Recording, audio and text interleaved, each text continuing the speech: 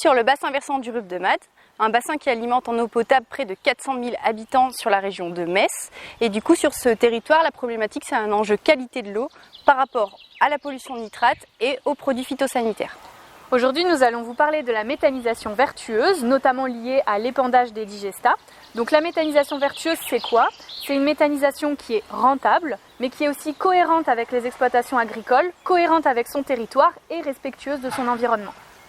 La méthanisation est un processus naturel de dégradation de la matière organique. Des bactéries dégradent cette matière en absence d'oxygène pour produire du gaz et le digestat.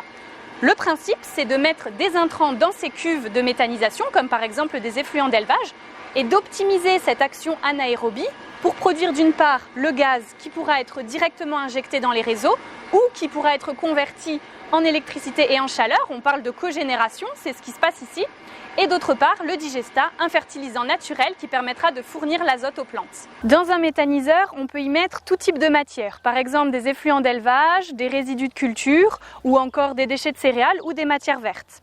Depuis le 1er janvier 2017, les méthaniseurs sont limités à 15% de cultures dédiées. On parle de cultures dédiées ou cultures principales quand on parle de cultures à vocation alimentaire pour les animaux ou pour les hommes. On peut semer d'autres matières vertes, comme par exemple des cives, des cultures intermédiaires à vocation énergétique, qui n'ont pas vocation à nourrir l'homme ou l'animal et qui, de ce fait, n'entrent pas dans la limite des 15%. Ça peut par exemple être un seigle qu'on sème à l'automne après une céréale et qu'on récolte au mois de mai, par exemple, avec la possibilité derrière de semer du soja, du sorgho ou encore du maïs. On est ici sur l'unité de méthanisation d'Olivier Philippe à Sècheprès, donc Cérès Énergie. Olivier, vous pouvez nous décrire un petit peu votre unité? Cérès Énergie, donc c'est une unité qui m'appartient et qui appartient aussi à mon frère Eric. C'est une société sur laquelle on y traite des déchets organiques, donc des effluents d'élevage, des issues de céréales et des déchets type agroalimentaire issus de l'industrie de l'abattoir et autres. C'est aussi un échange qu'on a entre agriculteurs qui est intéressant, et pour eux et pour nous. Leur prendre leur matière d'effluent, leur désorgange un peu leur système d'exploitation. L'idée, c'est d'avoir un deal gagnant-gagnant, donc ils nous apportent des unités fertilisantes, essentiellement azote, phosphore, potasse par le biais de leurs effluents. En compensation, on leur redonne un produit normé, donc un compost normé NFU qui est issu donc de la méthanisation, de la phase sèche. Ils ont un réel intérêt parce que c'est un produit qui est simple à épandre et en plus le gros avantage c'est qu'il ne dégage pas d'odeur, donc c'est intéressant, on peut le situer auprès des habitations. Le digestat, c'est donc ce qu'il reste de la matière digérée dans les cuves du méthaniseur.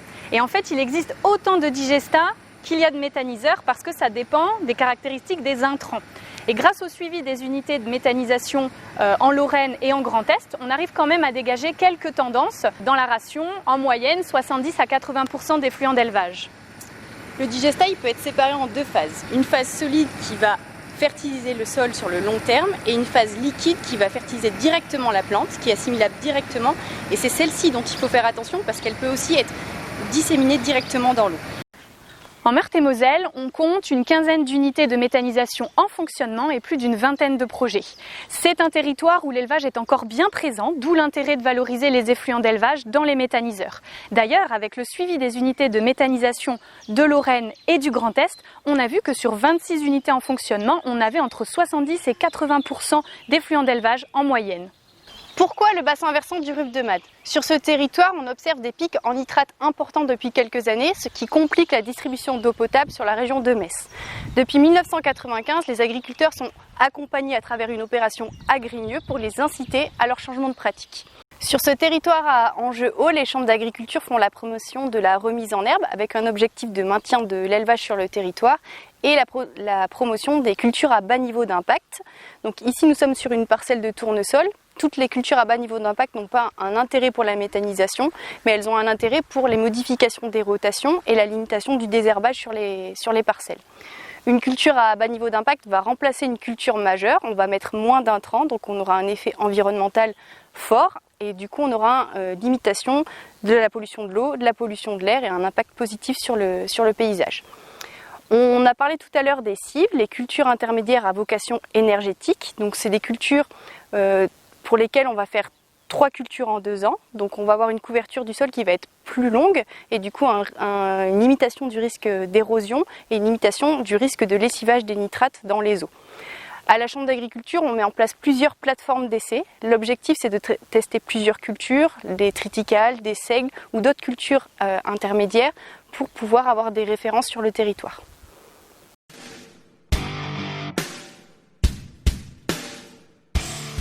En fait, je ne comprends pas pourquoi on parle de méthanisation vertueuse.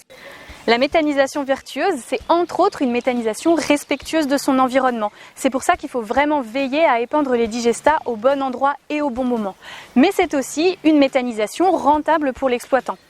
Il y a aussi un véritable levier de durabilité de la méthanisation lorsqu'il y a une autonomie dans les intrants. Il faut aussi veiller à une cohérence entre l'unité de méthanisation et l'exploitation agricole. Par exemple, un polyculteur-éleveur devra veiller à garder des surfaces pour l'alimentation de son troupeau et ne pas tout mettre dans la méthanisation. On a bien un côté alimentaire de l'agriculture et un côté énergie. En plus, avec les chaleurs, on va encore être embêté avec les odeurs. Non, les acides gras volatiles sont justement détruits pendant le processus de méthanisation et c'est ça qui à la base génère les mauvaises odeurs. Épandre du digestat répand donc bien moins d'odeurs que du fumier ou du lisier par exemple. D'ailleurs, avec la méthanisation, l'intérêt c'est de mettre ce fumier le plus frais possible dans des cuves hermétiques et donc il n'y a plus de dépôts en bout de champ qui peuvent générer des nuisances olfactives ou paysagères. Et est-ce que j'impacte le carbone de mon sol lorsque j'épand du digestat ? Oui, c'est vrai, mais pas n'importe lequel. C'est le carbone labile qui est prélevé par les bactéries pour produire le gaz. Le carbone stable, qui va permettre de stocker au niveau de l'humus du sol, ne sera pas du tout impacté. Donc, quand j'épand mon digestat, je n'impacte pas l'humus de mon sol. Par contre, le carbone labile, lui, a vocation à nourrir les organismes du sol. Donc, si on n'épand que du digestat, il va falloir faire attention à ce levier-là. Mais pour cela, on dispose d'autres leviers agronomiques que vous connaissez déjà, comme par exemple enfouir ses pailles tous les 2 ou 3 ans, ou alors un apport d'engrais verts. Les cultures intermédiaires à vocation énergétique, les cives, jouent très bien ce rôle puisque lorsqu'on laisse le système racinaire dans le sol, elles fournissent du carbone pour les organismes. Et le digestat, ça risque pas d'acidifier mon sol ? Non, les digestats, ils ont un pH entre 8 et 9, sachant que le pH neutre est de 7. Du coup, ils ont plutôt tendance à être basiques qu'acides. Et du coup, le digestat, ça se met quand ? 3 possibilités pour apporter le digestat. Soit en sortie d'hiver sur les céréales d'automne, soit avant les têtes de rotation comme le colza ou le maïs, soit sur les prairies qui valorisent très bien le digestat. On parle encore d'apport au bon endroit et au bon moment. Mais pourquoi ce focus sur la méthanisation ? Éviter les rejets d'azote dans l'eau, ça concerne tous les agriculteurs, non ? Bien sûr, tout le monde est concerné. Lorsqu'on apporte du digestat, l'azote est directement assimilable par la plante. Mais s'il est assimilable par la plante, il est aussi facilement lessivable dans les cours d'eau. Et du coup, il faut penser à l'apport au bon moment et au bon endroit. Le mot de la fin, la méthanisation vertueuse doit être un partage gagnant-gagnant. Pour plus d'informations, rendez-vous sur le site internet de la Chambre d'agriculture et sur nos réseaux sociaux.